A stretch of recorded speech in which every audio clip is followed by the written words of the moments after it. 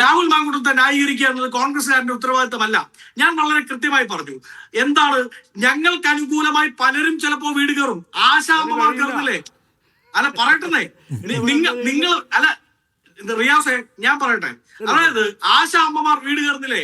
വയൽക്കിളി സമരക്കാർ വീട് കയറുന്നില്ലേ? അവരെല്ലാം നിങ്ങളുടെ സർക്കാരിനെതിരെ വീട് കയറിയ. അപ്പൊ രാഹുൽ മാങ്കൂട്ടം കയറുമ്പോ ഞങ്ങൾക്ക് അയ്യോ നീ കയറണം കേട്ടോ എന്ന് പറഞ്ഞ് കൈ പിടിച്ച് മാറ്റി. അയാൾ തന്നെ ഇന്ന് പറഞ്ഞു ആരും എന്നോട് ആവശ്യപ്പെട്ടിട്ടില്ല UDF വേണ്ടി പ്രചരണം ഏറ്റെടുക്കാൻ. റിയാസ് പറഞ്ഞ രണ്ട് കാര്യങ്ങളിൽ എതിരഭിപ്രായമുണ്ട്. ഒന്ന്, കോൺഗ്രസ് പാർട്ടി ഒരു കൺവെൻഷൻ വിളിച്ചല്ല സ്ഥാനാർത്ഥികളെ പ്രഖ്യാപിക്കുക ശ്രീ റിയാസുദ്ദീൻ. അത് അതിന്റെ DCCയുടെ ഒഫീഷ്യൽ ലെറ്റർ പാടിയിൽ പത്രക്കുറിപ്പായാണ് പ്രസിദ്ധീകരിക്കുക. അത് പ്രസിദ്ധീകരിച്ചു. അതുകൊണ്ട് തന്നെ രാഹുൽ മാങ്കൂട്ടം സ്ഥാനാർത്ഥിയെ പ്രഖ്യാപിച്ചു എന്ന് പറയുന്നത് തെറ്റാണ്. അത് ആ കൺവെൻഷനിൽ അയാൾ പങ്കെടുത്തു കാണും, അല്ലെങ്കിൽ അവിടുത്തെ സ്ഥാനാർത്ഥികൾക്ക് വൈകാരിക അടുപ്പത്തിന്റെ പുറത്ത് സ്ഥലം MLA നിങ്ങൾ അങ്ങനെ ന്യായീകരിക്കില്ലേ? ഇപ്പൊ നേരത്തെ റിയാസ് ചൂണ്ടിക്കാണിച്ചു നിങ്ങളുടെ യൂത്ത് കോൺഗ്രസിന്റെ സംസ്ഥാന സെക്രട്ടറി ഉണ്ടല്ലോ, അവരുടെ പേരെന്താണ്? സജന ബി സാജൻ. ഈ മാങ്കൂട്ടത്തിലെ നമ്മൾ പടിയടച്ച് പിണ്ടം വെച്ചില്ലെങ്കിൽ ഇനിയും നാറുമെന്ന് പറഞ്ഞു അവര്. കാരണം നമ്മുടെ കൂട്ടത്തിൽ ഇപ്പോൾ നിൽക്കുകയാണ് അയാൾ എന്ന പ്രശ്നം നിങ്ങൾക്ക് പരിഹരിക്കാൻ പറ്റുന്നില്ല. നിഷാദ്, മുകേഷ് മിടുക്കനാണ്, അടിപൊളിയാണ് എന്ന് പറഞ്ഞ ഓ അബ്ര അങ്ങനെയാണ് എന്ന് പറഞ്ഞുകൊണ്ട് മുകേഷിനെ തലയിൽ ചുമന്നുകൊണ്ട് പോകുന്ന അടിമക്കൂട്ടമല്ല ഈ പാർട്ടി. സ്വാഭാവികമായും ഇതിൽ എതിരഭിപ്രായങ്ങൾ വരും. ഇതൊരു ജനാധിപത്യ പ്രസ്ഥാനമാണ്. ആ എതിരഭിപ്രായങ്ങളെ മാനിച്ചതുകൊണ്ടാണ് Indian National Congress party Rahul മാങ്കൂട്ടത്തെ മാറ്റി നിർത്തിയത്. നിലവിൽ അയാൾ പാർട്ടിക്ക് വെളിയിലാണ്.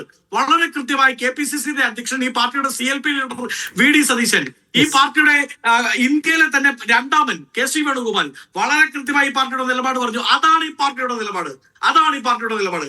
അത് പ്രാദേശികമായി ആരെങ്കിലും വിളിച്ചെങ്കിൽ അതിന്റെ ഉത്തരവാദിത്വം അവർക്കാണ്. അവർ ചിലപ്പോൾ വൈകാരിക അടുപ്പത്തിന്റെ പുറത്ത് വിളിച്ചു കാണും. ഒരു കാര്യം കൂടി നേരത്തെ റിയാസുദ്ദീൻ എന്റെ സ്നേഹിതനാണ്, പക്ഷേ അദ്ദേഹം പറയാണ് എന്താണ് സെക്ഷൽ പർവോട്ട്, ഈ പറയുന്ന എന്താണ് സൈക്കോപാത്ത്, അങ്ങനെയുള്ള ഒരാളെ നിങ്ങൾ എന്തിനാണ് ചുമക്കുന്നത് എന്ന് ചോദിച്ചാൽ അത് തെറ്റാണ്. എന്റെ വ്യക്തിപരമായ അഭിപ്രായം വളരെ കൃത്യമായി ഞാൻ പറയാം. അത് രാഹുൽ മാങ്കൂട്ടമല്ല, വസന്ത് അംഗൻപള്ളി അല്ല, നിഷാർ റാവുത്തർ അല്ല, രാഹുൽ ഈശ്വർ ആണെങ്കിൽ പോലും സ്ത്രീകൾക്കെതിരായി നേരിടുന്ന ഈ പറയുന്ന സെക്ഷൽ അബ്യൂസ് ഉണ്ടല്ലോ, അത് ഒരു തരത്തിലും അംഗീകരിക്കാൻ പാടില്ലാത്തതാണ്.